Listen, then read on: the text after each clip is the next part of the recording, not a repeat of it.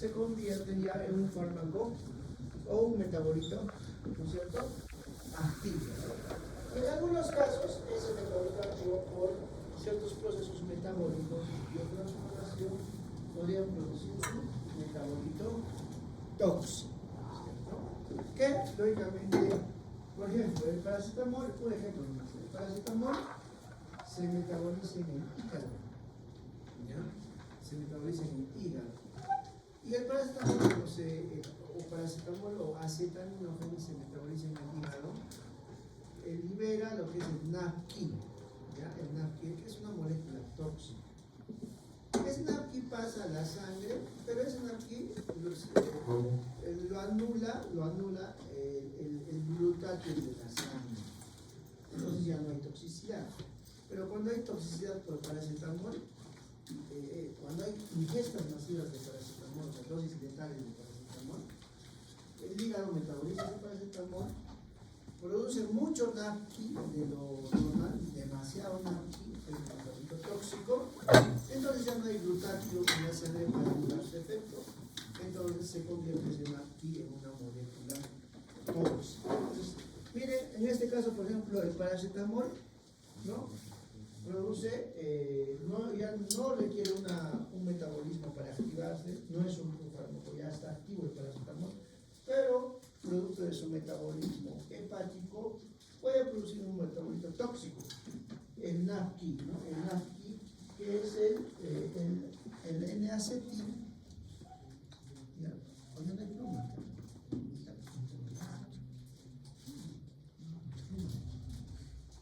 ¿Cómo ve la pluma? Porque sabe, mira, mucho gusano.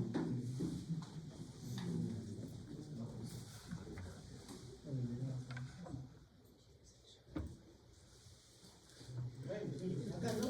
Miren, el N-acetil-P-benzoquinona, o el NAPQI se llama, el NAPQI, N-A, cada queso, U y I, ¿no? El NAPQI, ¿no?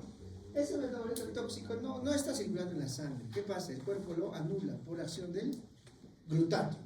Nosotros tenemos glutatio y lo anula el efecto del NAPQI.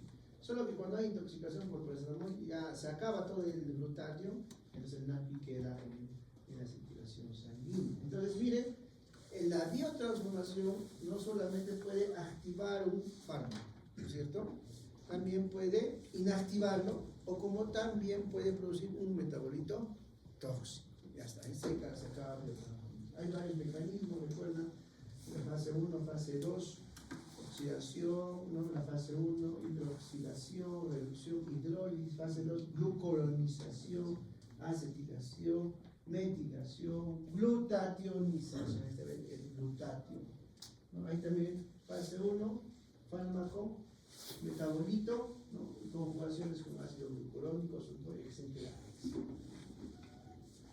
Ya hemos hecho esto, hemos visto la primera, ahí las oxidaciones son las más frecuentes, el proceso de oxidación en la fase 1, ¿no? Ahí está los teluros 450, eso lo habíamos hecho, hay varios citocromos, la reducción, hidrólisis, glucosilacetilación, ¿no? Modificadores de la biotransformación, hemos hecho factores genéticos, fisiológicos, fisiopatológicos. Por supuesto, la biotransformación en un paciente cirrótico, ¿cómo estará? Si es cirrótico, alterado, pues porque el hígado está malogrado, ¿no es cierto? Otro, pues. Factores genéticos, lo que metaboliza un gramo de paracetamol acá el doctor es diferente a lo que metaboliza el doctor acá, diferente, ¿no? Ahí se explica las reacciones de hipersensibilidad. Factores farmacológicos, por supuesto. Se toma un paracetamol original y se toma un paracetamol BAM. Factores farmacológicos, etc. Fisiológicos, miren, los recién nacidos tienen el citocromo B al 70%, hidroxilación y glucuronización son los más afectados. Tienen la hidroxilación y la glucuronización en la fase. El sexo, las mujeres tienen mejor metabolismo, biotransformación, la misma gestación, el estrés de la enfermedad, no el estrés del examen, sino el estrés de la enfermedad, factores ambientales, por supuesto, factores, etc. Las conclusiones y la excreción. Bueno, finalmente la excreción, ya no la terminación. Eso pues la eliminación del fármaco, ¿no? Entonces, mediante el cual el fármaco y sus metabolitos se expulsan desde la circulación hacia el exterior. Ahora algo nomás, ahora lo más frecuente de la excreción, ¿cuál es? El riñón, la vía renal. Recuerden este gráfico que las moléculas, es de acá atrás, las moléculas liposolubles circulan ¿no? por el plasma sanguíneo y requieren, ¿no? la circulación enterohepática para volverse esas moléculas liposolubles en moléculas menos liposolubles y más hidrosolubles para poder excretarse tanto por la bilis y tanto por el riñón, ¿no? ¿Recuerdan, no es cierto? Entonces por eso miren acá como hay un metabolismo de una droga lipídica, miren, poco o nada se elimina, ¿no? En cambio acá una droga hidrofílica ya se elimina, y la circulación hepática o enterohepática, miren como la droga lipofílica está, ¿no? circulando, pasa la circulación enterohepática, sufre un proceso de metabolismo hepático para convertirse en moléculas más hidrofílicas y poder eliminar. Y una parte incluso se elimina otra vez al tracto gastrointestinal por la bilis, ¿no? Incluso se puede reabsorber una parte y otra parte expulsarse por dónde? Por las heces. No es un círculo, ¿no? La famosa circulación enterohepática, ¿ya? Eso pasa con la mayoría de moléculas liposolubles, o con todas, ¿no? Y la excreción, el riñón es el más, más frecuente, ¿no? Hay biliar, fecal, pulmonar y otras vías que vamos a ver. Miren, ya, el riñón, ¿qué órganos es este? ¿Qué unidades es las nefronas, no? Recuerden que en la nefrona hay un túbulo contorneado proximal, hasta el túbulo contorneado distal. Miren acá lo que grafica. No todas las moléculas van a atravesar la membrana, ¿no es cierto? Esta membrana filtradora, ¿no? de la filtración glomerular. ¿De qué dependerá qué pasa o no pasa? Uno del tamaño molecular, del peso, su carga, etcétera, de muchos factores. Y miren, dependiendo del pH, ¿no? Incluso dependiendo del pH, hay procesos de, miren, hay filtración glomerular. Va a depender de muchos factores. Y luego, en el túbulo contorneado proximal, ¿qué pasa ahí? ¿Se acuerdan?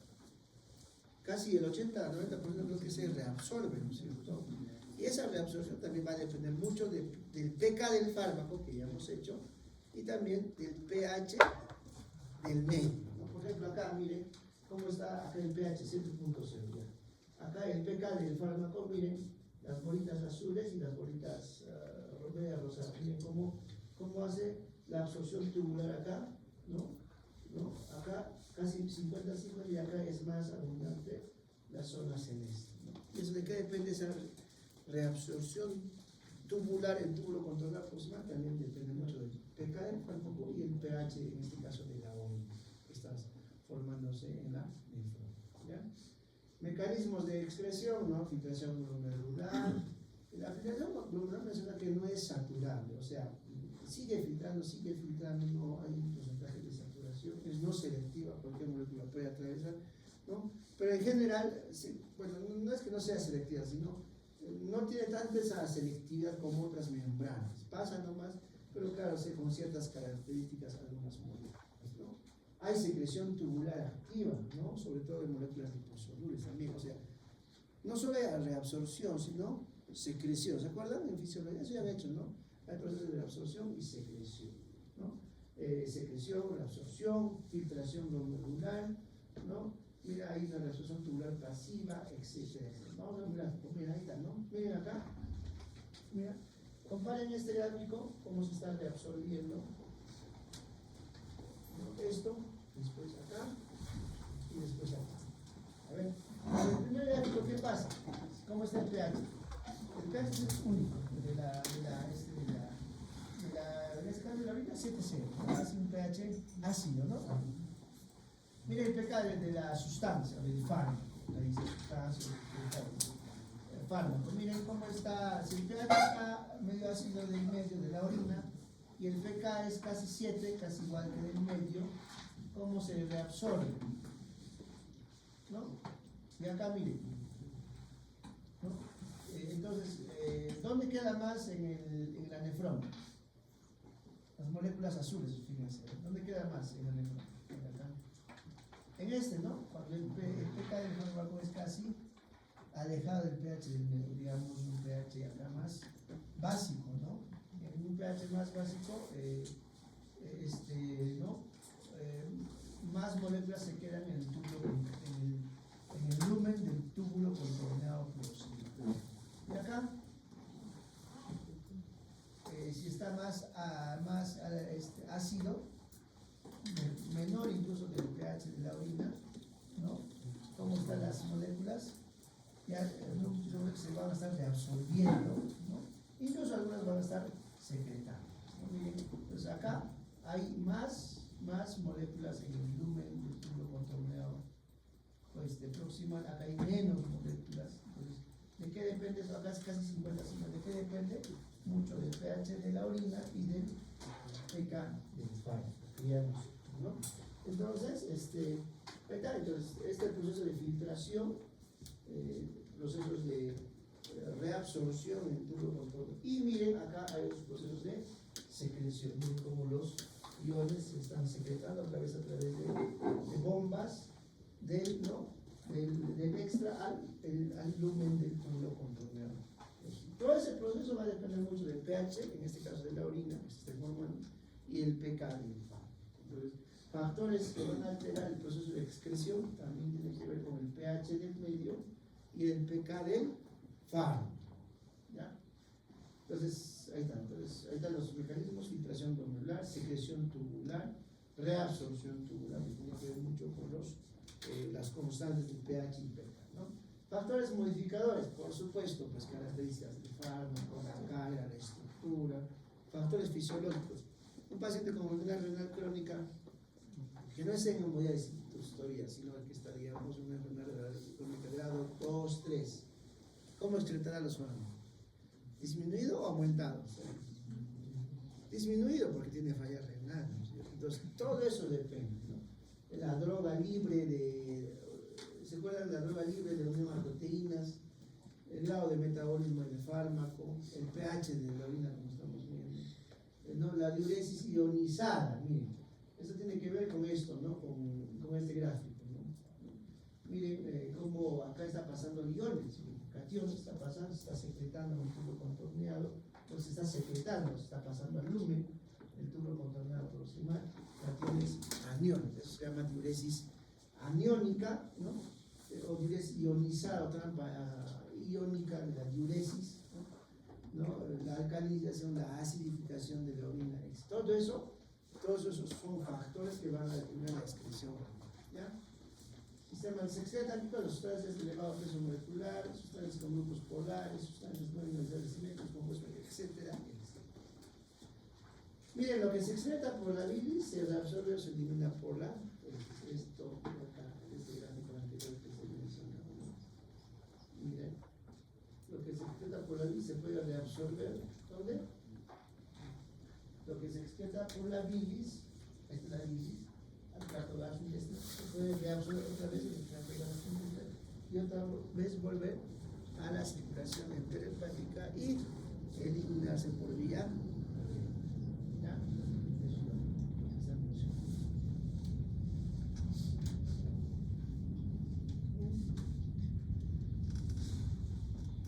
¿Ya? ¿Hay excreción intestinal? Claro. La circulación enterohepática que estamos mencionando, las heces se eliminan en la parte. ¿Por el pulmón también se excretará o no? Sí, claro, inhalatoria. Los mismos fármacos inhalatorios, salbutamol, lo eliminan. Poco pasa la circulación sistémica, sí pasa, pero poco. Pero llega a su receptor y luego también se elimina. Mira, secreciones glandulares, leche, ¿por la leche se puede excretar fármacos? Claro. Saliva, también. Lágrimas, también. Todo tipo de sudor, sebo. Por el pelo, también. Incluso hay dosaje de cocaína, incluso en el pelo también hay, ¿no es cierto? Marihuana, cocaína, etc. Conclusiones. ¿Qué es el proceso farmacocinético? Ya hemos visto todo, ¿no? Cantidad de cosas hemos visto, hemos hablado de la liberación, todo el proceso de ADME, todos los procesos que tienen que ver con los citocromos P450, la excreción, el pH, el pK, el volumen de distribución, la biodisponibilidad, las vías de administración, la ecuación de género, etcétera, ¿no? Entonces, el proceso farmacocinético consiste en liberación, absorción, distribución, metabolismo y excreción, ¿no? Entonces, esos 1, 2, 3, 4, ¿no? 2, 4, 5 procesos. Antes de la absorción, ¿quién está? La liberación. Y dependiendo de las moléculas, ¿no? Si son por vía oral, pues hay todo un proceso de liberación, ¿no? de obtener partículas más pequeñas cada vez para poder absorber. La absorción es el paso del fármaco hacia la circulación, ¿no? La distribución, proceso por el cual el fármaco puede llegar al sitio donde ejerce sus efectos. Mejor volumen de distribución, ¿quiénes tenían? Aquellos que llegan mejor a los tejidos, ¿no? Y poco en el plasma. Menos volumen de distribución, más en el plasma, poco en los.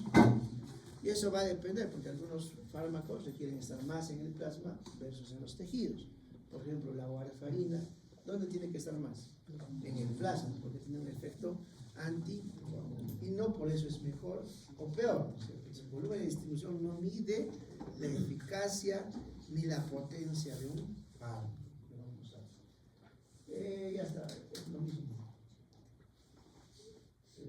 Lo mismo, ¿no? Es modificado. Ya. La biotransformación, ¿qué hace? Favorece la eliminación del fármaco. ¿Qué hace la biotransformación? Puede activar un fármaco, puede inactivarlo o puede producir un metabolito tóxico. ¿Ya? La excreción ya sabemos, el principal órgano donde se realiza la biotransformación es el hígado, ¿no? No es el único, ¿no es cierto? Pero porque hay fármacos que se metabolizan en el plasma sanguíneo también, como los anestésicos locales tipo por acetilcolinesterasa. El principal órgano excretor, ¿cuál es? El riñón. Ya está. Ahí está, miren, algunos gráficos, miren la droga, la concentración de la, ¿no? Concentración de la droga por las vías. Ya. ¿Quién llega más rápido al pico máximo? La vía intravenosa. Después de la vía intravenosa viene la intra, después la subcutánea, después la oral, ¿no? Llega a un pico, sí, casi similar a una subcutánea, pero demora más en el tiempo, ¿no? Entonces va a depender mucho a que llegue a su concentración máxima el fármaco, va a depender mucho de su vía de administración, ¿no? Ahí tiene que ver mucho la biodisponibilidad, ¿recuerdan? ¿Qué era la biodisponibilidad? Absoluta y relativa, ¿se acuerdan? Absoluta, ¿no? Cuando comparaba con la vía, el fármaco, ese fármaco versus el fármaco que se puede por vía endógena, que era el 100 por 100, ¿no? Y la relativa es cuando comparabas otras vías que no sea la vía endógena. Por ejemplo, pues comparar, ¿no? Entre dos formulaciones diferentes por vía oral y otra por vía subcutánea. Hay una vía disponible relativa, ¿no? Pero la absoluta se compara por la vía endovenosa. ¿Listo? Pero ¿qué es matemáticamente la biodisponibilidad? ¿Se acuerdan que pasa el área bajo la curva? Ya hemos hecho eso, ¿no? Es la relación de la concentración del fármaco en el ¿cuánto tiempo está expuesto el cuerpo en ese fármaco? Por eso es el área. Y tiene que ver mucho con la biodisponibilidad. Miren cómo se saca la fórmula de biodisponibilidad del área bajo la curva. Por ejemplo, esa es la relativa. Biodisponibilidad relativa. Miren, acá fármaco endovenoso, ¿no es cierto? Ya está. Ya, no, esa es la biodisponibilidad. Miren, el fármaco por vía endovenosa, el área bajo la curva. Luego por vía oral, este es área bajo la curva, ¿no?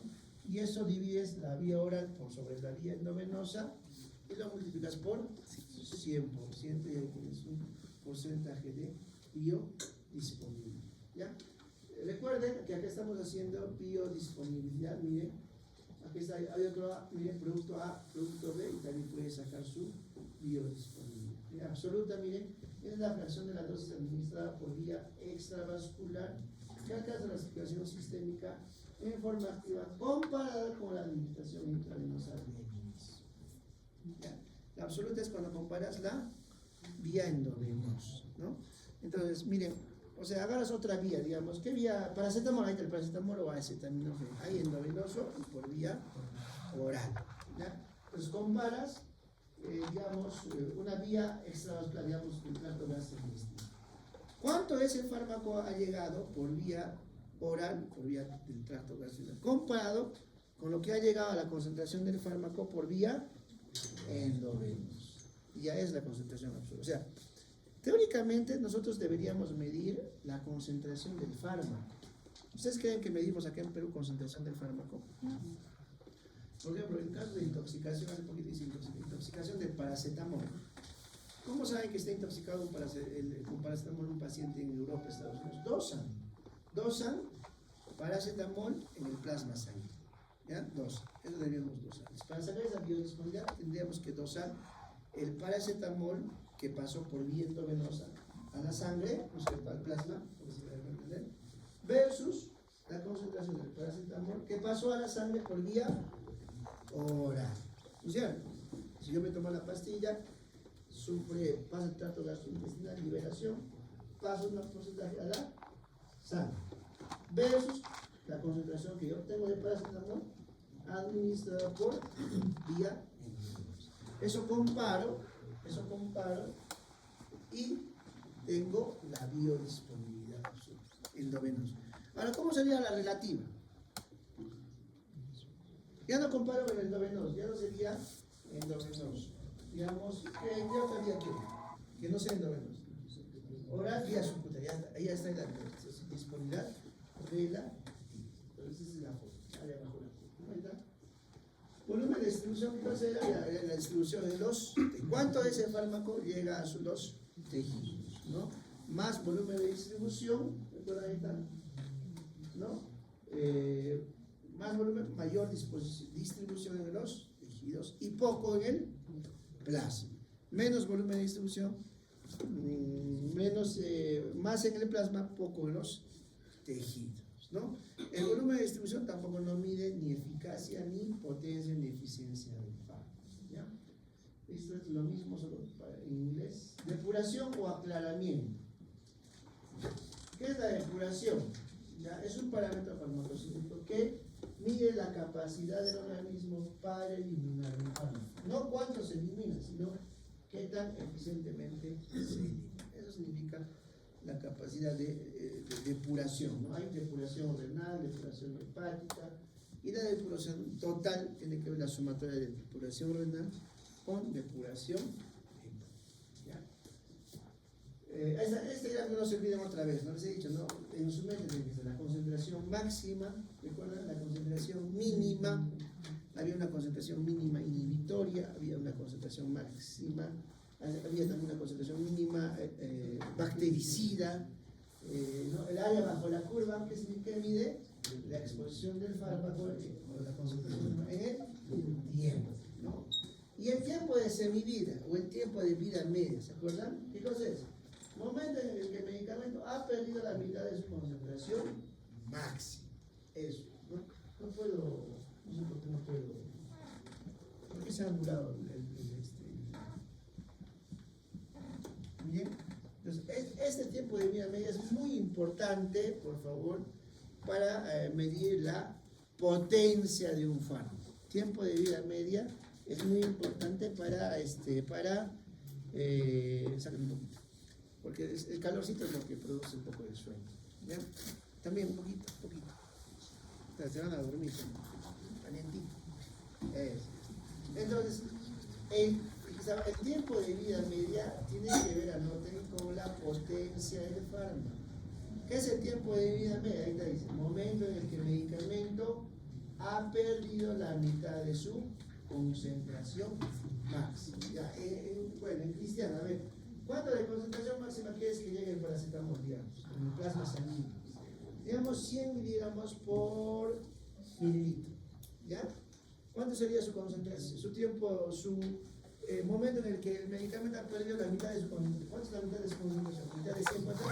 50 miligramos por mililitro, ¿no? ¿En cuánto tiempo, digamos, quieres eso?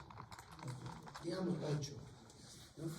8 horas, ¿no? El tiempo de vida media. 8 horas es el tiempo en que el fármaco llega a la mitad de su concentración máxima. A veces se complica, ¿no? ¿Y por qué usan, pues, por qué no usan concentración máxima en el tiempo de vida media? ¿Por qué? Porque en estudios, al usar el tiempo de vida media, ha demostrado estar relacionado justamente a la potencia del fármaco. ¿Ya? No sé. Ahí está la fórmula, tiempo de vida media 0.693 por volumen de distribución entre aclaramiento. Eso también de memoria, por favor. Ya, si no, no van a entender. Entonces, ¿por qué está entre aclaramiento y por qué está por esa fórmula? Ya, eso ya es otro tema. Ya tendrías que leer todo el capítulo. Bien, la segunda pregunta, tiempo de vida media es directamente proporcional al volumen de distribución. Más volumen de distribución, mayor tiempo de vida medio. Menos volumen de distribución, menos tiempo de vida medio. Matemática básica, ¿no es cierto? Fracciones. Y entre el aclaramiento. Si está entre el aclaramiento, entonces más aclaramiento, más tiempo de vida media, menos el tiempo de vida medio. Menos tiempo. Menos aclaramiento, más tiempo de vida. Entonces, lo que se le pregunta, ¿no? ¿De qué depende el tiempo de vida? Depende una constante del volumen de distribución y el aclaramiento total del fármaco. Ya está. Ahorita miren este gráfico, dice obtención del estado de equilibrio, escuchen, miren, pues miren, obtención del estado de equilibrio cuando se administra respectivamente cada tiempo de vida de administración de los mismos. Tú das una dosis y obtienes un tiempo de vida medio. ¿Qué es el tiempo de vida medio? Es el tiempo en el cual la concentración del fármaco llega al 50% de su concentración máxima. Sigo dando la siguiente dosis. Sube su concentración máxima, ¿sí o no?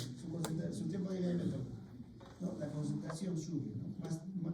Más dosis yo voy dando, ¿no es cierto? Cada cierto tiempo, más dosis voy dando, dosis. Mientras más repetidas sean las dosis, voy a llegar a un punto de equilibrio de la concentración del fármaco. Es lo que se requiere. Por eso algunos fármacos se dan en bolos, buscando esto, ¿no? Y otros fármacos se dan en infusión continua de 24 horas, ya buscando eso desde el inicio. ¿Ya? ¿Y cuál es mejor? Bueno, eso se demuestra ya con estudios, ¿no? Porque realmente no puedes lanzarte a decir que un fármaco A en bolos es mejor que un fármaco B, que el mismo fármaco A en infusión continua. Entonces, eso se tiene que hacer a través de estudios. ¿Ya? Entonces, miren, yo doy una dosis, y voy a alcanzar un tiempo de vida media, hasta llegar al equilibrio.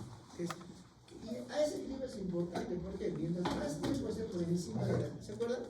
Mientras más tiempo el fármaco esté por encima de la concentración mínima inhibitoria, teóricamente es mejor, ¿no? Porque si yo doy una dosis, luego lo suspendo, luego no llego, pues no estoy dando un buen tratamiento, ¿no? Listo. Eso en cuanto a fármaco.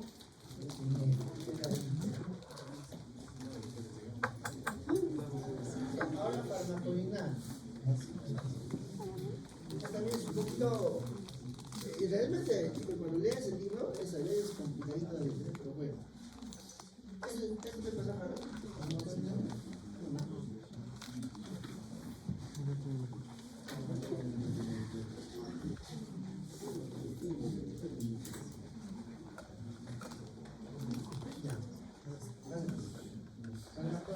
listo. Ya hemos hecho farmacocinética. Ahora, farmacodinamia con M, dinamia con M, ¿tiene que ver con qué? Con el mecanismo de acción del fármaco, M. caso de farmacodinamia con el mecanismo de acción. Pues tiene que ver con qué, si la farmacocinética era, ¿qué cosa era? ¿Qué? Lo que hace el fármaco, ¿ya? Y la farmacodinámica, ¿qué será? Lo que hace el fármaco, o sea, el mecanismo de acción del fármaco. Y son varios, pero bien interesantes, bien bonitos, vamos a ver. Sí quisiera que aprendan bien esta partecita de los fármacos, porque eso lo vamos a usar en Pharma, lo vamos a usar en Pharma 1 y los demás capítulos en Pharma 2. Entonces, miren, definición. La farmacodinámica estudia cómo un fármaco produce un efecto biológico. Ya está. ¿Cómo un fármaco produce un efecto biológico? No es solo dar el fármaco, sino es a nivel molecular. ¿Cómo va el fármaco a su receptor? Y en el receptor, ¿cómo desencadena unas señales intracelulares hasta que se determina un determinado efecto, ¿no? Es interesante cómo se llega a esas conclusiones en cuanto a los efectos. Por ejemplo, acá. Ahí está, mira. Ahí está la farmacocinética, ¿no? Se administra el fármaco, se libera, se absorbe, el fármaco ya está en la sangre, una parte se excreta, se distribuye y ya está el fármaco en el sitio de acción. Ahí también. En este caso, miren acá, un fármaco, una hormona. ¿Se une a quién? A su. Todo desde acá hacia arriba, ¿quién lo estudia? La farmacia. Y no se acaba ahí, ¿no es cierto? ¿Dónde se acaba? Acá, en el efecto biológico. En el efecto biológico del fármaco. Entonces, todo desde acá abajo, desde acá para abajo, ¿quién lo estudia? La fármaco. Miren cómo el fármaco, en este caso una hormona, se está uniendo a su receptor. ¿Hay varios tipos de ligandos? Sí, muchos. Ya estamos. ¿Hay varios tipos de receptores? Hay altos tipos de receptores. Hay receptores iónicos, hay receptores asociados a proteínas G, hay receptores enzimáticos, etcétera, etcétera. Vamos a hacer. Ya, eso es otro tema. Y miren, en este caso ese receptor está asociado a qué? A una proteína G. Los receptores asociados a la proteína G desencadenan un proceso de señalización intracelular. Ahí está. ¿No? ¿Y dónde se va? Miren, la proteína G estimula al adenilato ciclasa. En este caso, la hormona es un ejemplo, ¿no? Porque no todos los ligandos estimulan a la adenilato ciclasa, ¿o sí? No, algunos fármacos van a inhibir la adenilato ciclasa. Esto es un ejemplo. Entonces se va a adenilato ciclasa, la adenilato ciclasa transforma ATP en AMP cíclico y toda la molécula finalmente va a donde? Al ADN. ¿Y el ADN qué hace? En respuesta al fármaco. Se une a su receptor, en este caso la hormona, ¿no es cierto? Desencadena en AMP cíclico a través de AMP cíclico, se obtiene de la ATP, ¿no? Pierde un fósforo a través de la adenilato ciclasa y luego se va al ADN, ¿no? ¿Y qué hace el ADN? ¿Qué hace el ADN? Por excelencia. Produce proteína. Y ese es el efecto. El efecto finalmente, por ejemplo, en este caso, el efecto es la síntesis de una proteína, de una molécula que va a terminar en un efecto, ¿no? Entonces, ahorita, ¿no? Entonces, eso es la farmacodinámica, ¿no? Entonces, ¿qué integra o qué estudia la farmacodinámica? Miren, interacción molecular con su blanco o su receptor. Ya está. ¿Qué más? Activación o inhibición de vías intracelulares. Activa vías intracelulares o inhibe vías intracelulares. Modifica función celular. Después, traducción a efecto fisiológico. Y finalmente, la manifestación clínica. Por ejemplo, si estamos un paracetamol, ¿qué busca? El paracetamol tiene efecto analgésico y antipirético. Se espera finalmente que te calme el dolor y que te baje la fiebre. Es el efecto clínico. ¿Ya? El fármaco, el efecto, la potencia de un fármaco o la efectividad, sería el término más adecuado, la efectividad de un fármaco se mide en función a su respuesta clínica y no a lo demás. podrá unirse bien a su receptor, pero no tiene buen efecto clínico. Entonces no se mide así la efectividad de un fármaco. La efectividad de un fármaco se mide, la efectividad de un fármaco se mide en función de su manifestación clínica, de su efecto clínico. Ahí está el estudio de bioequivalencia, ¿no? Lo que les he dicho, ¿no? El paracetamol original versus el paracetamol del Dr. Harvey. ¿Cómo sé que es lo mismo? Ya, la fórmula es la misma, ha obtenido la misma fórmula por diferentes procesos de manufactura, porque nunca sigue el mismo proceso de manufactura, ¿no es cierto? Hasta la posición de la mesa es lo mismo, ¿no es cierto? Entonces, es diferente, me dejo entender eso, ¿no es cierto? Entonces por el paracetamol del Dr. Harold, ¿será lo mismo el paracetamol original? Por la bioquímica de la fórmula sí es la misma, pero el efecto clínico, la efectividad, ¿cómo se mide? A través de estudios de bioequivalencia. O sea, los estudios de bioequivalencia tienen que ver mucho con los estudios de los efectos clínicos, ¿no? ¿Ya calmó el dolor acá, su paracetamol del Dr. Harold? ¿Ya calmó? No. ¿El original? Tampoco. Ya. Entonces, ¿qué te va a calmar? Entonces, digamos, quizás el original sí le ha calmado y del Dr. Harold no le ha calmado. Ahí ya no sería bioequivalente. Entonces, hay un ejemplo más básico. Entonces, morfina le pondríamos al doctor, ¿no? Para que tiene mucho umbral del dolor, ¿no? Morfina. Si no es con morfina, si no tiene receptores para morfina, ¿qué le darías? Ya, fentanilo, siempre es más potente que la morfina. De repente no tiene receptores para el fentanilo, doctor, ¿no? Porque de repente tiene mucha variedad genética, lo que hemos dicho, ¿no? Entonces, encima de eso ya no hay, pues,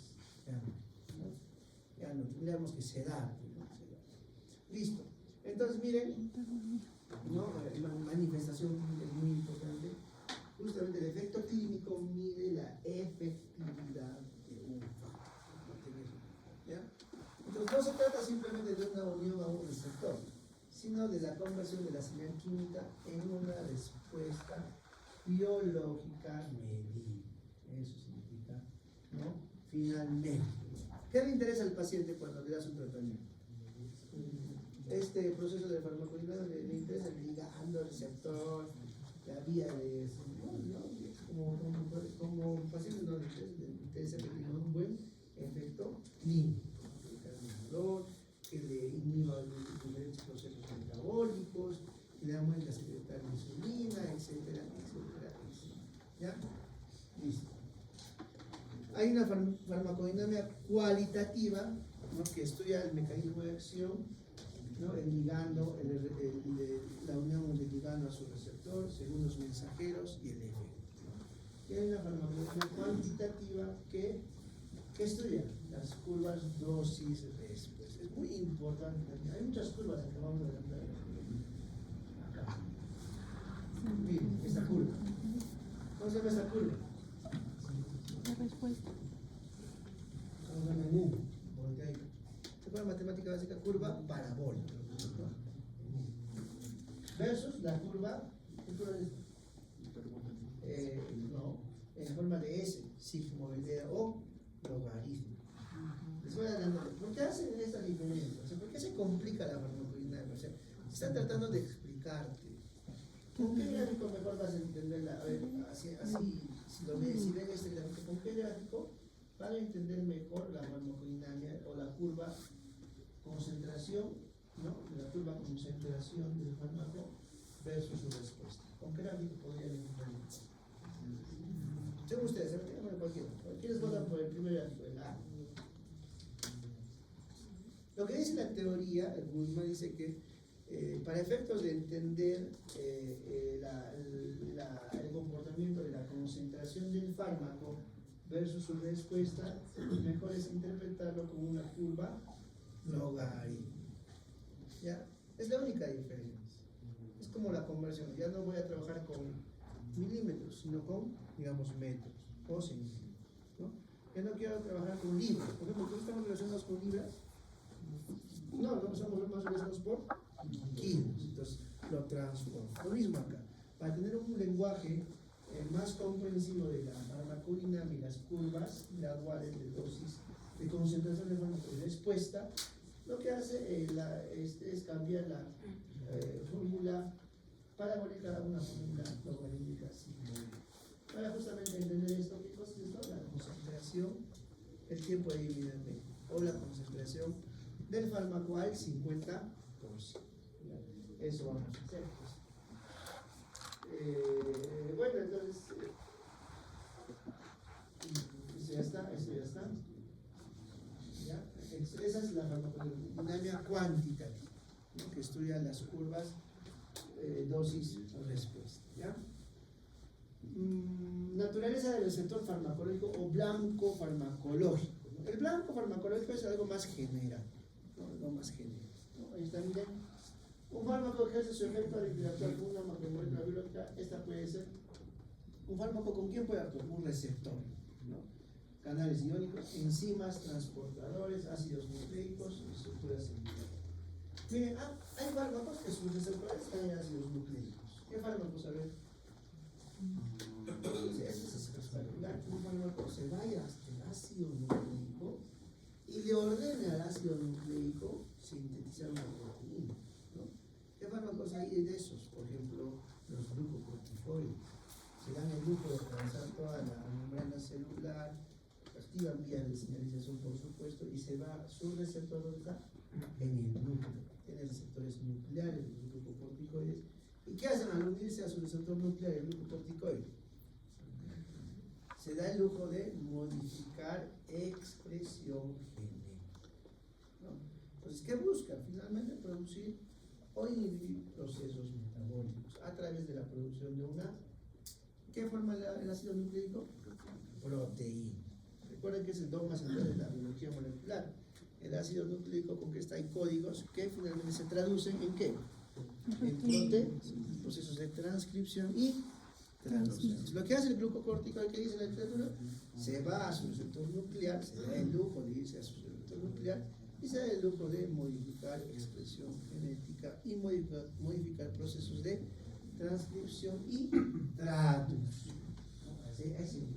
No es el único, hay varios. Por ejemplo, los otros ejemplos son los medicamentos para el cáncer, los biológicos también, etcétera, etcétera. ¿Ya? También algunos antidiabéticos también. ¿Ya? La selectividad farmacológica surge porque el fármaco reconoce estructuras tridimensionales específicas mediante interacciones. Claro, la afinidad de un fármaco, ¿ya? La afinidad de un fármaco es muy diferente, ¿ya? A los procesos de agonismo y antagonismo. ¿Qué es el agonismo? Potencia un efecto, ¿no? El fármaco potencia, y el antagonismo inhibe, pero ambos se unen a su receptor. ¿Tienen la misma afinidad, tanto el agonista como el antagonista? Sí, se unen, eso es afinidad, se unen a su receptor, pero unos lo estimulan y otros lo inhiben, pero ambos tienen afinidad por ese receptor.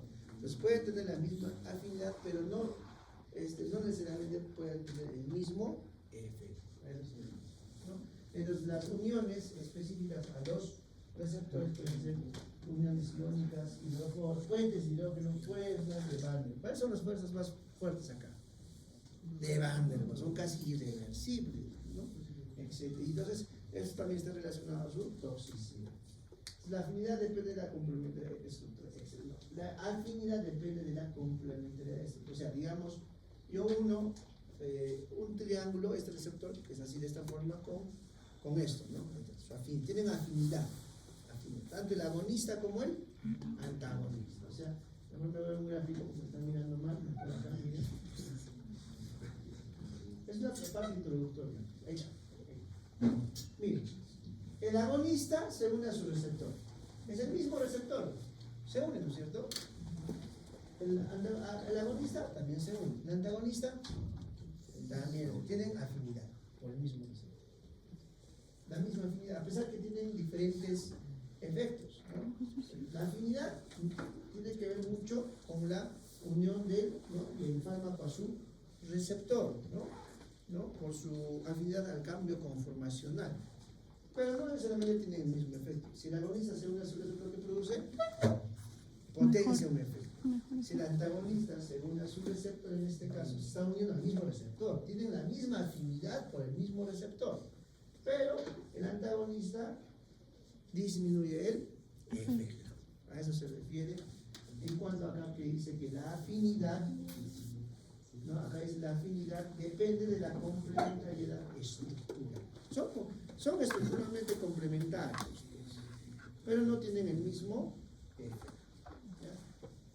Casi un ejemplo, agonista y antagonista. Ahí está, miren, la farmacocinética, lo que estudia desde acá para arriba, y la farmacodinámica, miren cómo estudia la unión del ligando a su receptor, la activación de vías intracelulares y finalmente su efecto.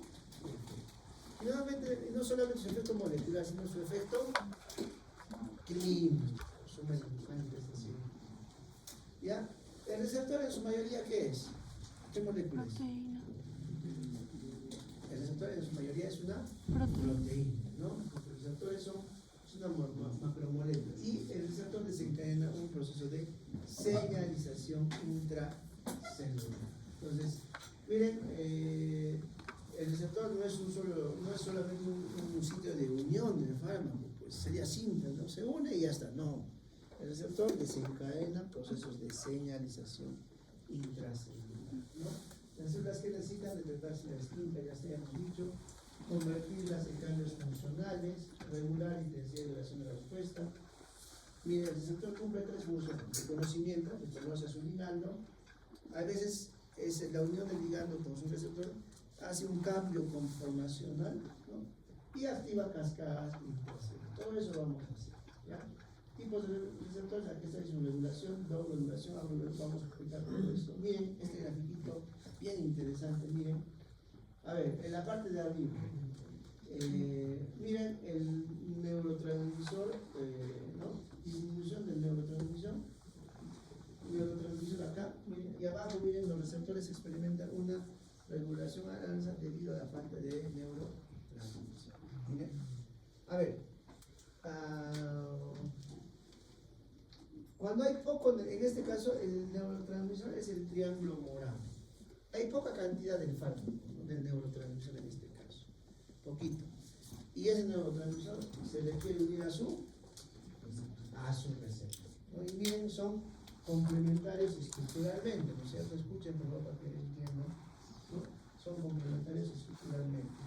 Cuando hay poco neurotransmisor, ¿qué pasa? ¿Ya? Se necesita unir a su receptor, ¿no?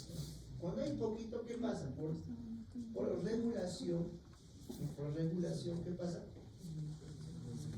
O sea, el cerebro, el cuerpo está asumiendo que le falta el neurotransmisor. Entonces, hay poco neurotransmisor unido a su receptor. Entonces, ¿qué pasa? ¿Cómo reacciona el cuerpo? ¿Cómo se regula? Aumentando la cantidad de receptores, ¿no? Es una regulación bien interesante, ¿no? Miren, y lo contrario, ¿qué pasa cuando hay muchos neurotransmisores acá? Muchos neurotransmisores, se disminuyen sus receptores, va regulando el cuerpo, ¿no? Puede aumentar su cantidad de receptores, y este aumento de receptores no es solo un aumento de receptores, sino detrás de eso, para un aumento de receptores, está toda una maquinaria, ¿no? De fabricación de ¿qué? De proteínas, ¿no? Entonces el cuerpo reacciona así, ¿no? Y esto explica por qué, por ejemplo, algunos, por ejemplo, ¿de qué depende que, por ejemplo, el doctor acá reaccione de esta manera y de qué depende que no lo haga de esta manera? De muchos factores, muchos. Entonces ahí viene, esto es importante para ver la toxicidad de los fármacos también, porque a un paciente le hizo una reacción, digamos, severa y a otro no. Tiene que ver también mucho con la regulación de receptor, ¿no? Entonces acá, por ejemplo, cuando no hay neurotransmisor, allá, entonces me falta un neurotransmisor unido a su receptor, me falta. Entonces no vaya a ser que me falte más receptor, el cuerpo reacciona produciendo más receptores. Y acá, cuando hay mucho neurotransmisor o mucho fármaco, es en exceso, porque en el cuerpo ya no hay demasiado, entonces disminuye el receptor. Y acá también tiene que ver porcentaje de saturabilidad del receptor, ¿no? Saturabilidad del receptor. Ya está. Ahí están los tipos de receptores. Miren, hay canales iónicos controlados por ligandos, son los receptores inotrópicos o inotrópicos, ¿no? Miren, ahí está el receptor, que es un canal iónico, ¿y qué deja pasar? Un ion. Por ejemplo, ¿qué ion hacen pasar en su mayoría? El sodio, el extracelular, y el sodio produce procesos de despolaridad. En este caso, por ejemplo, miren, el ligando se une a su receptor iónico, receptores inotropos, así se llama, hiperpolariza o despolariza también, ¿no? Dependiendo de qué ion esté siendo pasado. Por ejemplo, si pasa cloro, ¿qué pasa? Hiperpolariza. ¿Y pasa sodio? Despolariza. El cloro, ¿qué cosa es? Inhibitorio o excitatorio. Inhibitorio. Y el sodio, excitatorio. Ya está, dependiendo del tipo de ion que pase, por supuesto. ¿Ya? Dependiendo, se puede hiperpolarizar, por ejemplo, si es cloro, o se puede despolarizar, por ejemplo, si pasa sodio, ¿no? Y finalmente tiene un efecto celular. En la escala de tiempo eso sucede en milisegundos. Los receptores iónicos, el tiempo es milisegundos. Por ejemplo, ejemplos, receptores nicotínicos de acetilcolina. ¿Cuántos tipos de receptores de acetilcolina hay? Dos, los nicotínicos y los muscarínicos. ¿Ya? Y los receptores muscarínicos de acetilcolina son receptores unidos, ¿ya? Son receptores acoplados a proteínas G. En cambio, los receptores nicotínicos de acetilcolina son receptores de tipo ión. ¿Ya? Fácil. Entonces, ¿qué hace la acetilcolina? Por ejemplo, al unirse a su receptor iónico, ¿qué hace la acetilcolina? Apertura canal de sodio, pasa sodio, ¿no? Y produce procesos de despolarización. En cambio, cuando el receptor es, en este caso, unido a proteínas G, mira, unido a proteínas G, a glucoproteína, hay varias proteínas G, ¿no? Hay glucoproteína I, glucoproteína S, 0, etcétera, etcétera, ¿no? Pero los receptores muscarínicos de acetilcolina, ¿ya? Tienen receptores asociados a proteínas. Pero ya hemos visto los receptores iónicos, ¿no? ¿Ya? Y acá tenemos los receptores, asociado a proteína. Este asociado a proteína G, acá dice positivo o negativo. Acá también dice positivo o negativo. ¿Qué significa eso? Puede estimular o puede inhibir, ¿no? En este caso, puede estimular la apertura de un canal para el paso de un ion, ¿no es cierto? Y en este caso, y en el otro lado, ¿qué pasa? Y en otro lado, bueno, puede estimular, o también puede inhibir, ¿no? Inhibir el paso de un, o sea, cerrar un canal. No necesariamente entonces el receptor asociado a proteína G es excitatorio o inhibitorio. Va a depender mucho de qué canal esté estimulando y qué ion también esté pasando. Mucha variabilidad, ¿no? Y al otro lado, ¿no? Ya, al otro lado está, o puede irse a través de estas moléculas transmembrana, ¿ya? ¿Ya? Y también lo puede inhibir o lo puede estimular, y este sí va a desencadenar una señalización intracelular, ¿no? Por ejemplo, hay liberación de calcio, fosforilación de proteína y otros procesos metabólicos que finalmente van a tener un efecto similar. Ejemplo, los receptores muscarínicos de acetilcolina, ¿qué hacen? Se unen a su receptor, ¿no es cierto? Asociado a proteína G. ¿Y qué hace en el intracelular? ¿Se acuerdan? Los receptores de acetilcolina muscarínica. ¿Qué hacen? Desencadenan procesos de liberación de calcio. ¿Y el calcio para qué es? Contracción. Si veo calcio es contracción, ¿no? Produce contracción, ¿no? de la célula muscular lisa, ¿no? Efecto muscarínico. ¿Ya? En este caso, por ejemplo, acá este es una enzima, ¿no? Un receptor, un enfermedad enzimática que puede estar inhibida o estimulada por la señalización de la unión del ligando con su receptor asociado a proteína. ¿Ya? Hay otros receptores ligados a sinasas, ahí está. Receptores ligados a sinasas, ¿no?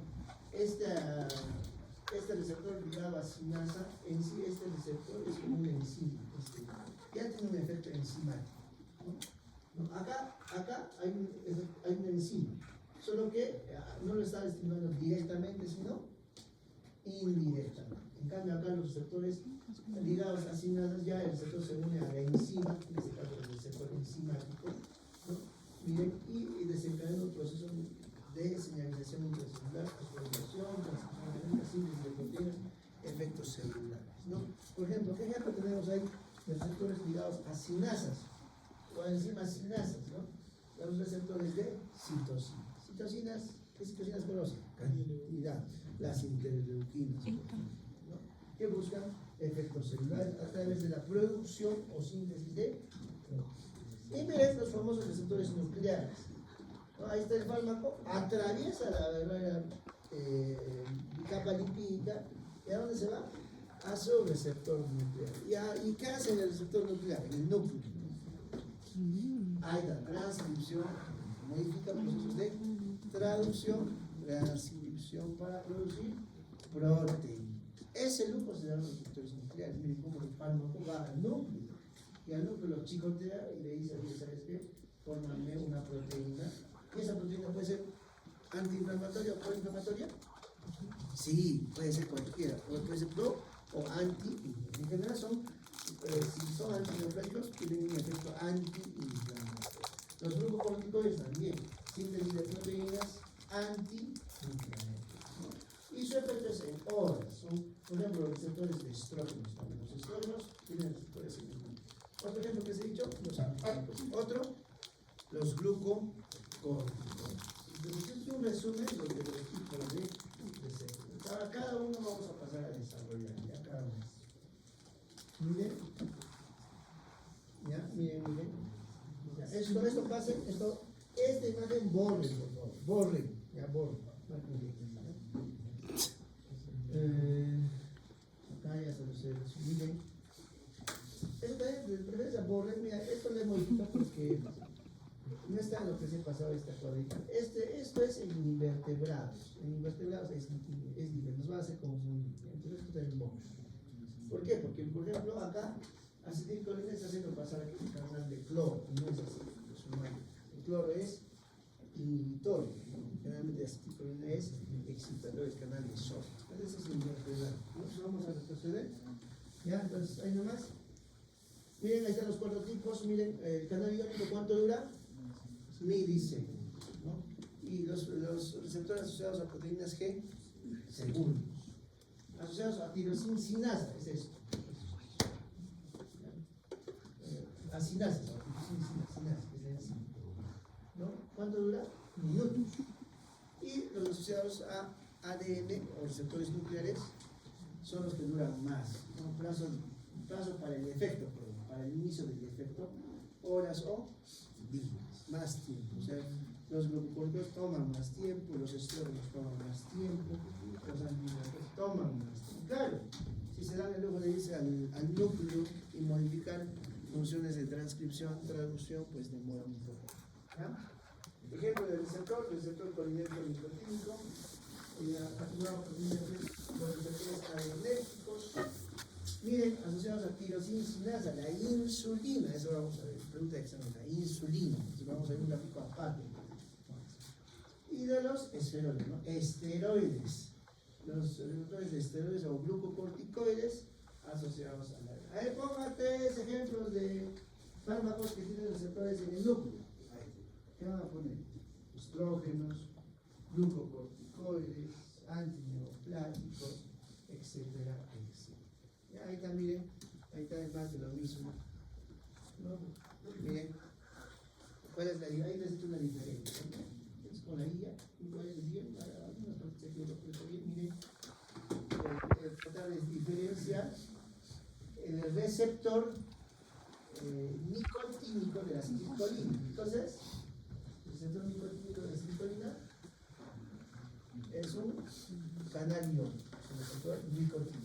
En cambio, el receptor muscarínico, ¿qué cosa es? Un receptor asociado a proteína G. Esta es la diferencia. Miren, el receptor nicotínico, ¿qué cosa es? Un canal iónico. Y el receptor muscarínico, ¿qué es?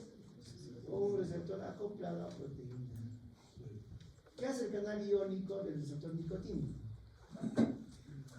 Apertura, ¿qué cosa? Canales de sodio. Incluso intercambia sodio con potasio. Ya, ahí está. Entonces, ¿qué produce eso? ¿Hiperpolarización o despolarización? Despolarización. Recuerden, si pasa canal de cloro negativo, ¿eso que produce? Hiperpolarización. Y eso es un receptor inhibitor. ¿Claro? Su velocidad del receptor nicotínico tipo canal, muy rápido. En cambio, de la asociada proteína G, más lento comparado con el receptor nicotínico. ¿Ya? Ahí también los ejemplos, por ejemplo, hay receptores, varios tipos de receptores nicotínicos, ¿se acuerdan? M y N. Y de los muscarínicos hay varios también. ¿Cuántos? M1, M2, M3, M4, M5. Ya está. A ver, miren, vamos al receptor muscarínico tipo, receptor nicotínico tipo M, de la acetilcolina. Acá. ¿Qué hace? Está en la unión neuromuscular. ¿Qué hace? Contracción del músculo isquio. Nada más. Vamos a los receptores tipo M3 de receptores muscarínicos de acetilcolina tipo M3. ¿Qué hace? Miren, glándulas y músculos lisos, secreciones y contracción. Entonces, ¿qué hace a nivel del bronquio? ¿Qué hace a nivel del bronquio el receptor muscarínico de acetilcolina? ¿Qué hace? ¿Ya qué hace a nivel del bronquio? El M3. Ya, secreciones, ¿qué más? Bronco. Ahí está. Eso nos va a servir mucho para intoxicaciones, por favor. ¿Qué será el M3? ¿Qué será el M4? M3, receptores muscarínicos tipo M3 de acetilcolina. ¿Qué hace? ¿No? Contrae el músculo liso del bronquio, obstrucción, ¿y qué más? Secreción sanguínea. Por eso efectos muscarínicos. ¿Cuáles son? ¿Qué efectos muscarínicos tenemos entonces? Conclusión. Ahí está, ¿no? Contracción, después aumenta la secreción celular. Y miren, el M2, ¿qué hace en el corazón? Disminuye frecuencia bradicardia hasta bloqueos auriculoventriculares. Ya, ahí está. Ahí está el antídoto de los receptores de la intoxicación por acetilcolina, receptores muscarínicos. El antídoto, la famosa atropina. ¿No? ¿Recuerdan cuando hay intoxicación por organofosforados? ¿Cómo viene el paciente envenenado a la emergencia? Convulsionando, botando saliva, bastante saliva, relaja esfínteres, ¿no es cierto? Entonces, ¿cuál es el antídoto? Tiene bastantes efectos muscarínicos ese paciente, con intoxicación por organofosforado. Entonces, el tratamiento del antídoto es atropina. Ahí también miren, M1, M2, M3, M4, el M3 tiene que recordar, el M2 y el M3, la secreción, broncoconstricción, miosis por pupilas mióticas. Y cuando pones antídoto a atropina, ¿qué buscas con las pupilas? Midriasis, hasta lo contrario, midriasis. Y cuando estás dando buen efecto antídoto con atropina, estás dando buen antídoto. Cuando lo que va a venir con miosis, ya llegas a cierto grado de midriasis. Ahí están los receptores iónicos, hay dos tipos. Bien, activados por ligandos y activados por voltajes. Ahí están los ejemplos. Mejor vámonos, eso lo pasan solo en invertebrados. Ahí está, es un ejemplo, miren. Ahí está. Esos son los ejemplos, miren. Ahí está, miren, la acetilcolina se está uniendo a su receptor. ¿Qué activa? ¿Qué hace? Estimula el paso del canal de sodio del extra al intra. Por tanto, es excitatorio e inhibitorio. Produce despolarización. Incluso intercambio con potasio, ¿no? La bomba de sodio, potasio, azúcar. Ahí está. Entonces, ¿qué tipo de receptores serán? ¿Muscarínicos o nicotínicos? Nicotínicos de acetil. Ahí está. Este canal creo que nunca se olvida. Este es el canal el famosísimo canal de cloro. Ahí está, pasa el cloro del extra al intracelular. ¿Y qué produce? Hiperpolarización, ¿no? O sea, efecto excitatorio inhibitorio. Durante ese periodo de hiperpolarización, ningún otro estímulo puede viajar, está bloqueado. Entonces, miren acá ejemplos clásicos, ¿no? No puedo subrayar. Miren, sobre este canal de cloro es inhibito el canal de cloro. ¿Quiénes actúan? ¿Qué fármacos? Ya está. Miren, por ejemplo, las benzodiazepinas. Ustedes, ya que se une a la subunidad, ¿qué letras están? A la beta gamma del canal de cloro. Ya, bueno. La benzodiazepina se une al canal de cloro. ¿Qué hace la benzodiazepina? ¿Inhibe o estimula? Inhibe la transmisión del impulso. Entonces, ¿qué producen las benzodiazepinas? Sueño, sedación. Un ejemplo de benzodiazepina, midazolam, diazepam. ¿Qué otros fármacos se unen al canal de cloro? Ahí está el etanol. ¿El etanol qué es? En la fase inicial, ¿qué es? En la fase inicial dice químicamente es excitatorio, pero cuando ya es eso, el etanol que produce depresión respiratoria, depresión, somnolencia, sueño, letal. Entonces, este canal potencia el canal de cloro, inhibitor. Potencia el canal de cloro, inhibitor. Barbitúricos, ¿qué barbitúricos conocemos? Fenobarbital. Fenobarbital potencia el canal de cloro, es un anticonvulsivo. ¿Qué son las convulsiones, pues, chicos? ¿Qué son las convulsiones? Paso de impulso nervioso, ¿no es cierto? Entonces, inhibo ese impulso nervioso a través del paso de cloro del extracelular. O sea, potencio canal. A ver, otra vez simplemente. ¿Las benzodiazepinas son agonistas o antagonistas del canal de cloro? ¿Antagonistas? Son agonistas, potencian el canal de cloro. ¿Por qué? Tiene un efecto inhibitorio. ¿Y otros más? Ahí está. Ya hemos dicho benzodiazepinas como el midazolam, diazepam, hemos dicho el etanol, hemos dicho los barbitúricos como el fenobarbital y ahora nos falta el GABA. ¿Qué son los receptores GABA? ¿Qué es el GABA? Así es que parece que hay que saber biología, ¿no? Ácido gamma aminobutírico. El receptor GABA o el receptor ácido gamma aminobutírico, ¿qué receptor es? Canal de cloro, receptor inhibidor. Todo lo que es canal de cloro en el ser humano es inhibidor. Entonces, todos esos fármacos, ¿qué van a hacer? ¿Van a inhibir al inhibitorio o van a potenciar el efecto inhibitorio? Van a potenciar el efecto inhibitorio, las benzodiazepinas, el etanol, los barbitúricos y los fármacos asociados al receptor ácido gamma aminobutírico. Recuerden que había receptores inhibitorios o GABA y los receptores excitatorios, ¿cómo se llama? NMDA, N-metil de aspartato, ¿no? Que usan glutamato. Ahí también, acá hay un canal, ¿no? Un canal, digamos, que está abierto y está haciendo pasar el canal de calcio. ¿Para qué se sirve el calcio? Ahí también, el calcio se une a la calmodulina y finalmente, ¿qué produce?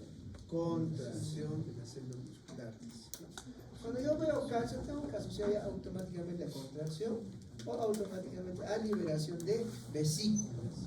¿Cómo se libera una vesícula? ¿Recuerdan el proceso de endocitosis y luego exocitosis? ¿Cómo se mueve esa vesícula por intracelular? Como cuerdas, ¿no es cierto? ¿Y eso quién es el motor de esa exocitosis, de esa endocitosis, de ese movimiento de esa vesícula? El calcio. Ahí también receptores de calcio, que son un poquito diferentes. Para ver. ¿Ya?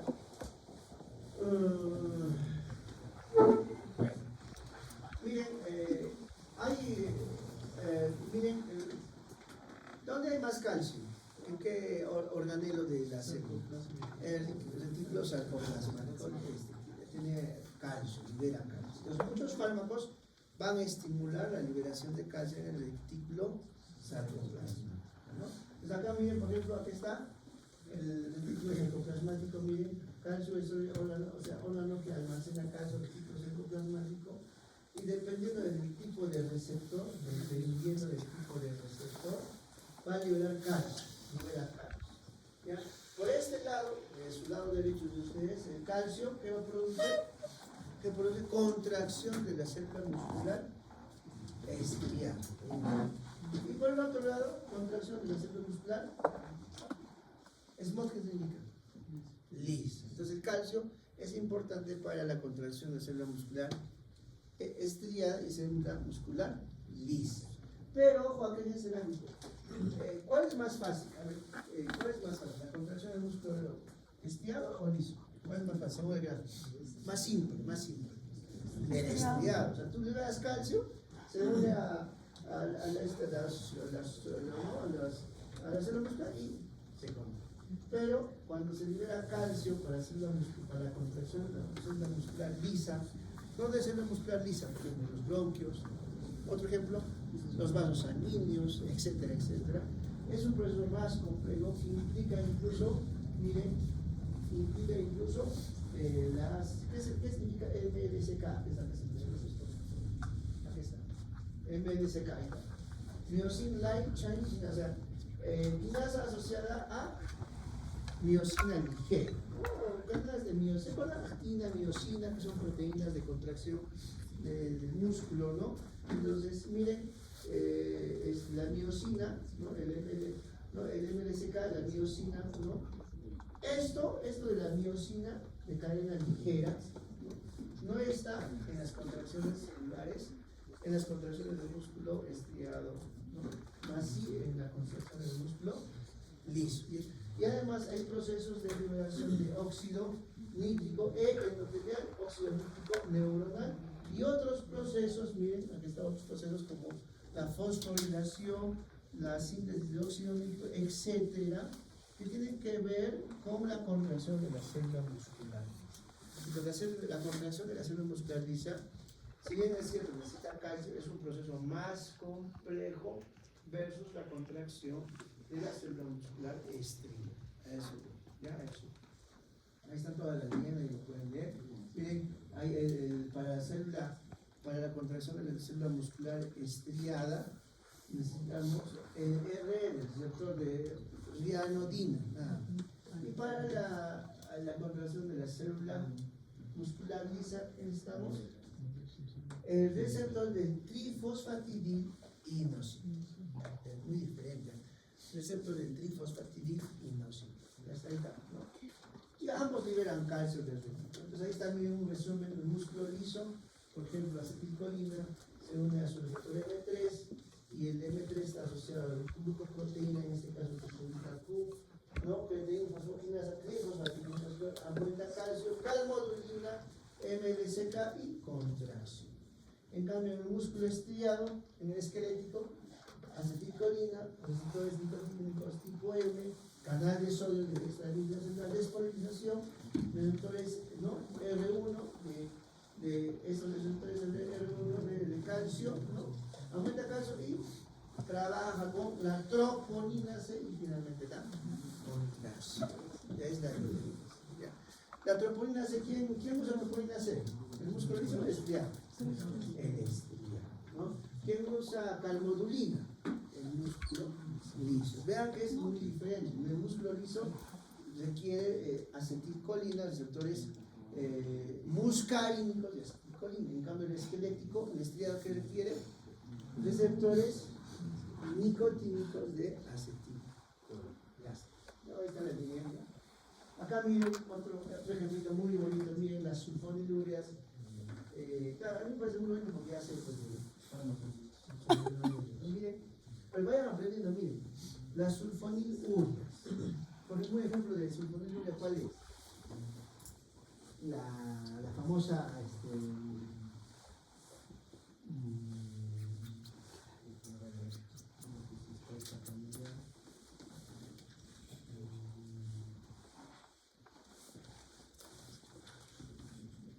la metformina, ¿no?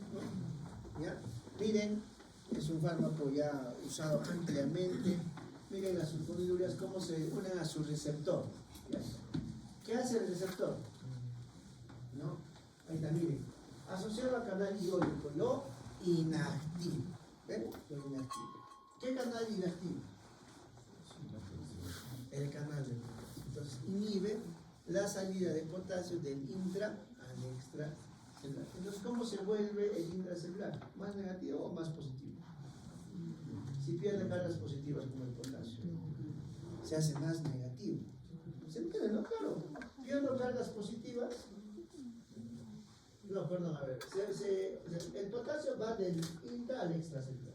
Entonces, cuando la sulfonilurea se une a su receptor, este canal queda inhibido. Entonces queda más potasio en el intracelular. ¿Cómo queda? Más positivo. Está bien, más positivo, ¿no? Y ese efecto de estar más positivo en el intracelular, ¿qué hace? Estimula al canal de calcio para que pase el calcio del extra al intracelular. ¿Y para qué les quiero calcio? ¿Para qué les quiero calcio? Porque en este caso, sí, claro, una contracción, pero sería una microcontracción en el intracelular para liberar vesículas, ¿no? En este caso de insulina. Claro. ¿Cómo se libera insulina? Se forman las vesículas de insulina y se libera. ¿Y cómo se libera esa vesícula? ¿Cómo se pues, transporta a nivel del intracelular esa vesícula? ¿Qué energía? O sea, necesita energía, pero ¿qué más necesita? Calcio, pues, calcio. Y ustedes saben que ese movimiento de las vesículas requiere microtúbulos, pues. Y los microtúbulos, ¿cómo se ven? Con calcio, ¿no? Entonces, cuando vean calcio, ustedes tienen que usar automáticamente procesos de liberación de moléculas a través de vesículas, por ejemplo, los calcios, ¿no? Pues, aumenta la secreción de insulina, ¿no? Entonces, en este caso, las sulfonilureas están inhibiendo ya el canal de potasio, la salida de potasio del intra al extracelular, y eso estimula que el canal de calcio meta calcio del extra al intra y el calcio lo use para expulsar vesículas llenas de insulina. ¿Ya está? Y ese efecto, ¿cómo se llama? Secretagogue.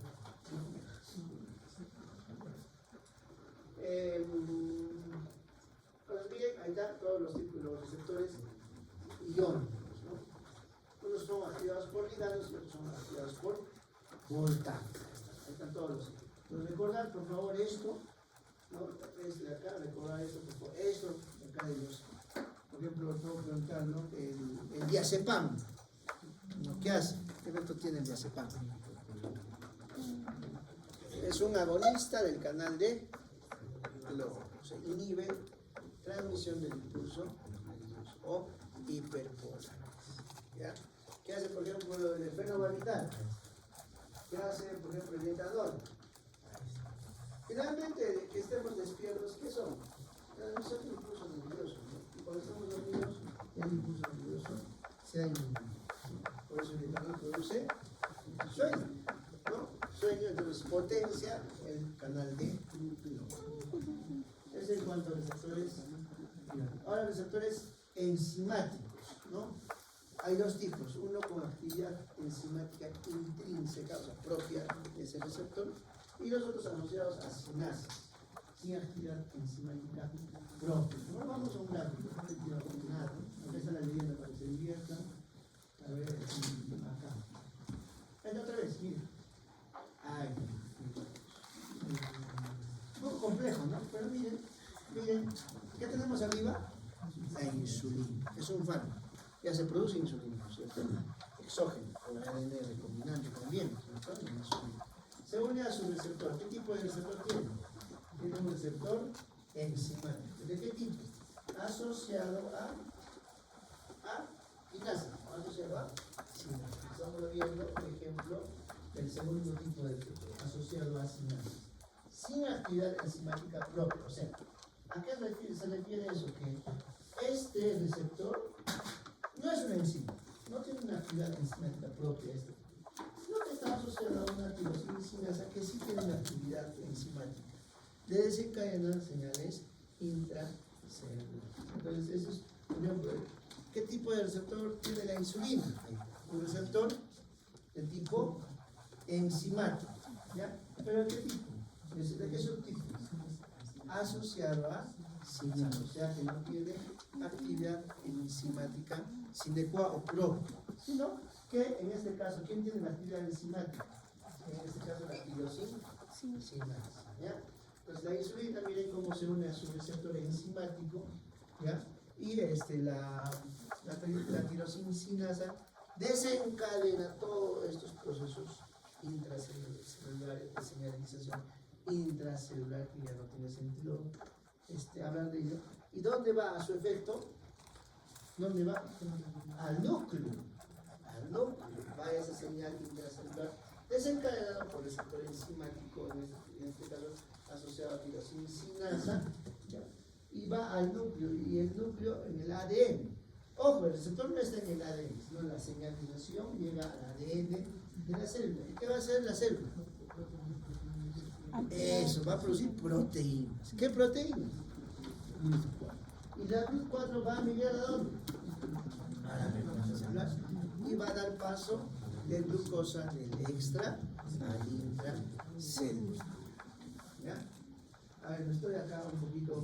¿Qué les he dicho acá en el ejemplo de sulfonilurea? ¿Metformina que se ha dicho? Ya, no es metformina, es soporte. Es glibenclamida. Ok, por favor.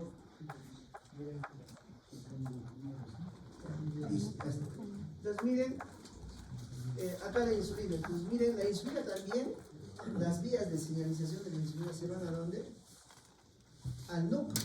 Y el núcleo produce como que el otro menciona, una proteína, y la proteína en este caso son los canales de glucosa, sobre todo los GLUT4, GLUT4.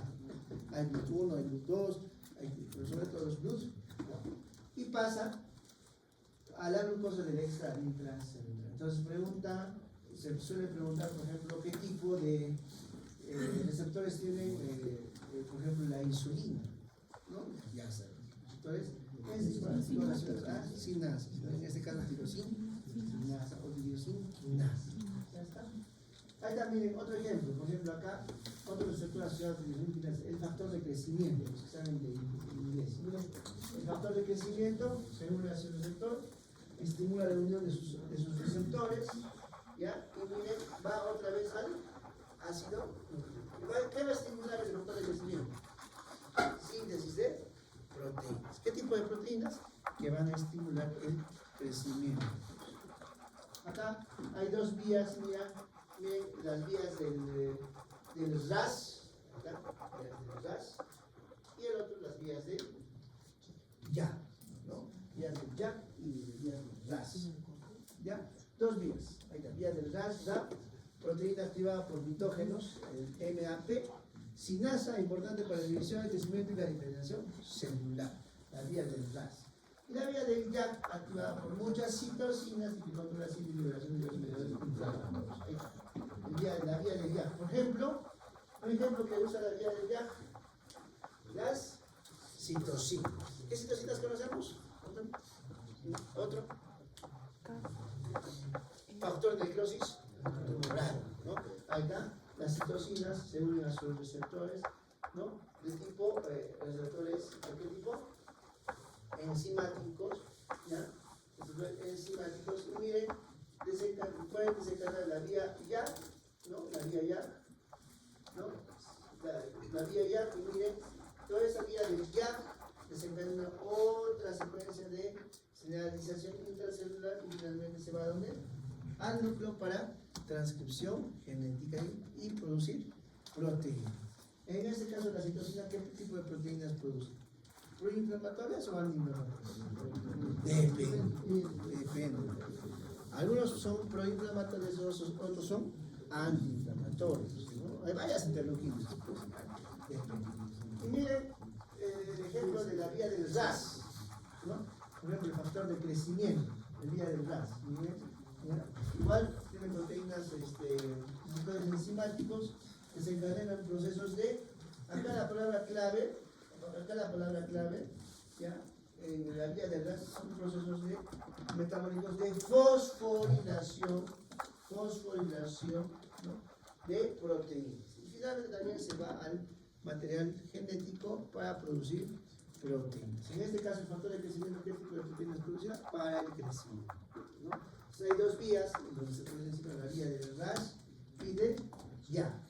Por ejemplo, ejemplo clásico de la vía del YAG es la citosina, ¿ya? Y ahí no hay, lo que el libro dice, cuando uno lee las cosas, una de las diferencias más es la fosforilación. La vía del RAS se produce fosforilación y en las vías del YAG no se produce fosforilación. Pero ambos buscan, de alguna manera, irse al material genético, ¿ya? Entonces, en el cuadrito retrocediendo, aquí está, ahí están, miren, enzimas transmembrana y transmembrana no enzimática. Hay dos tipos, ¿no? Los de actividad enzimática intrínseca son estos, los de transmembrana. Ese tiene una actividad ese. En cambio, los transmembranos enzimáticos, como el de la insulina, miren, ese es el receptor y este tiene la actividad enzimática. En cambio, los transmembrana enzimáticos, enzimas transmembrana, este receptor tiene actividad ya enzimática. ¿Ya? Listo. Ahí están ejemplos, ¿no? Ahí están, por ejemplo, ¿no? Las tirosinasas, ¿no? La insulina, ¿no? Transmembrana enzimáticas interleuquinas, lipopolisacáridos, los receptores tipo TOL, tipo TOL, los lipopolisacáridos, los receptores de citosina, las interleuquinas y otras citosinas. ¿Ya? Ahí están, miren, ejemplos de fármacos, por ejemplo, que tienen receptores enzimáticos transmembrana. El imatinib, ¿no? Es un fármaco biológico, el imatinib biológico, que tiene receptores transmembranos. ¿Ya? Nada más. Pues ahí están las vías. Ahora los receptores nucleares, ¿no? Miren, por ejemplo, acá que tenemos un hormona esteroidea o un glucocorticoide, ¿no? Esteroides. Miren cómo el esteroide atraviesa la capa lipídica, ¿no? No se une hay receptores, en su mayoría son del núcleo, pero algunos dicen receptores, así dicen, ¿no? La literatura dice, algunos receptores nucleares están en el citoplasma. Miren, también se une, ¿no? Pero la mayoría están donde? En el núcleo. Y miren, acá, por ejemplo, una hormona esteroidea se está uniendo al DNA. ¿Para qué? Otra vez. ¿Para qué? Para sintetizar proteínas. ¿No? En este caso, los glucocorticoides, los mineralocorticoides, los andrógenos, los estrógenos, los progestágenos, etcétera, etcétera, ¿no? Entonces, ahí tenemos ejemplos, ¿no? Miren los glucocorticoides, cómo se van, ¿no? Y pues, modifican material genético y producen procesos de transcripción y traducción. ¿Qué producen finalmente los glucocorticoides? Proteínas. ¿Qué tipo de proteínas? El glucocorticoide tiene un efecto antiinflamatorio. Entonces, va a producir proteínas antiinflamatorias. ¿Ya? Ahí están, ¿no? Un poquito más de los más ejemplos. ¿No? Con que sepan que los esteroides, los mineralocorticoides, los glucocorticoides, los estrógenos, los progestágenos tienen receptores nucleares, ya, ahí está, estamos. Ahí está, proceso de transcripción, traducción, ¿no? Miren cómo la maquinaria de ADN queda alterado y finalmente se utiliza proteínas. También las hormonas tiroideas. Hay también hormonas, las hormonas también van ¿a dónde?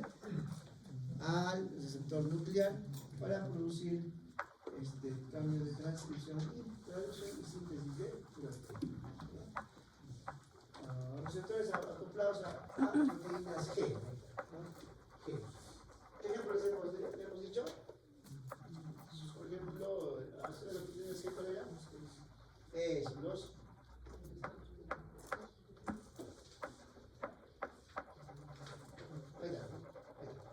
el receptor muscarínico de acetilcolina, o sea, proteína. Yendo al gráfico, miren, los asociados a proteína G, miren, ahí está. ¿Activa la enzima? Sí, activa la enzima, ¿no? ¿Cómo también la puede inhibir? Miren, aquí está. Miren. Ahí está, puede ser, miren, aquí está. Enzima diana, ahí está. ¿No? Por un lado, lo puede estimular la enzima diana, o por el otro lado lo puede inhibir. Aquí está la glucoproteína, aquí está la glucoproteína, aquí está el receptor asociado a glucoproteína, aquí está el receptor asociado a glucoproteína. Los receptores asociados a glucoproteína pueden inhibir o pueden estimular. ¿Inhiben o estimulan? O ambos.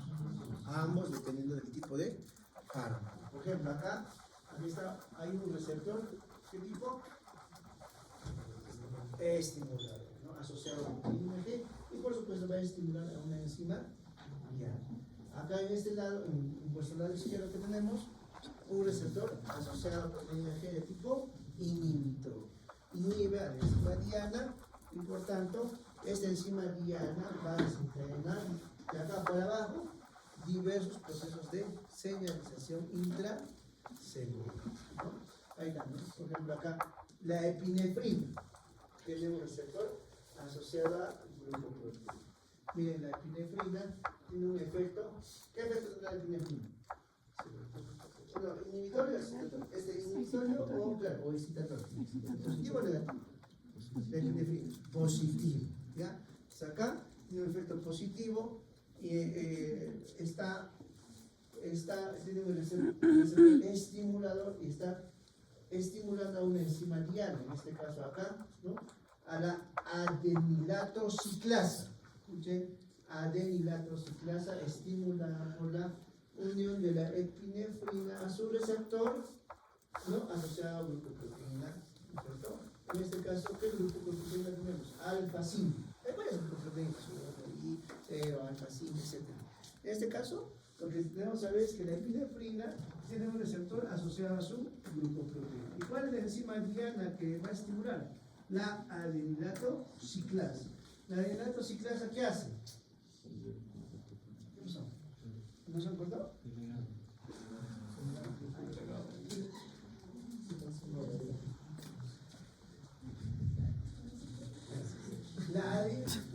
La adenilato ciclasa, ¿qué hace? Transforma el ATP en AMP cíclico.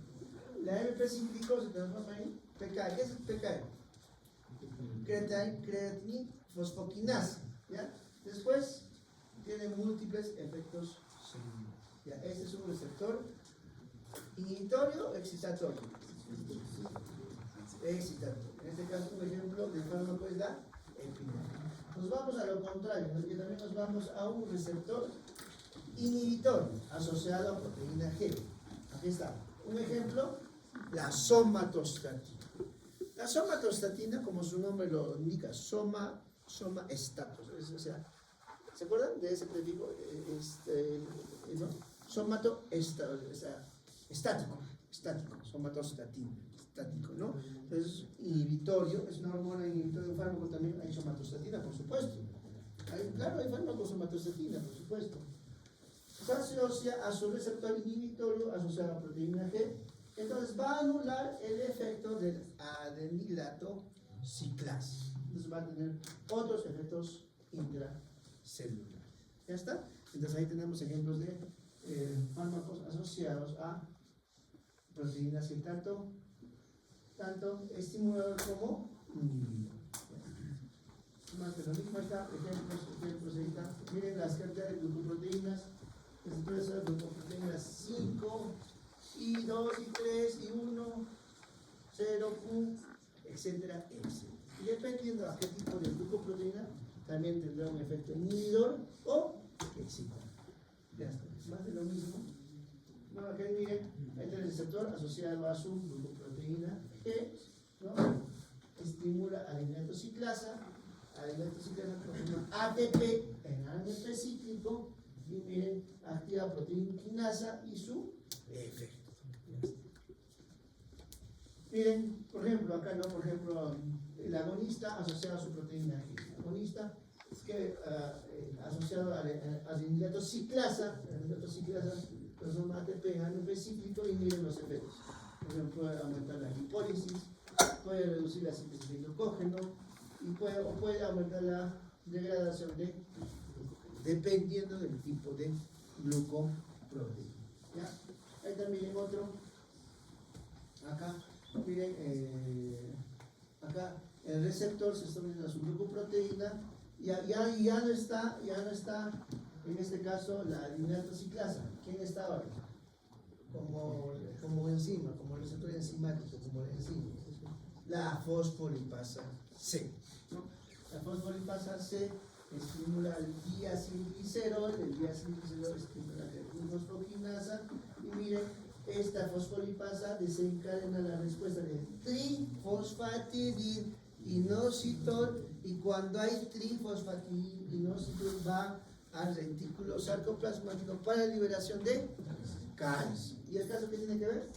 Con contracción, movimiento de vesículas, liberación de moléculas a través de vesículas, etcétera, etcétera. Y tiene que ver con la vía del diacilglicerol y creatinfosfo.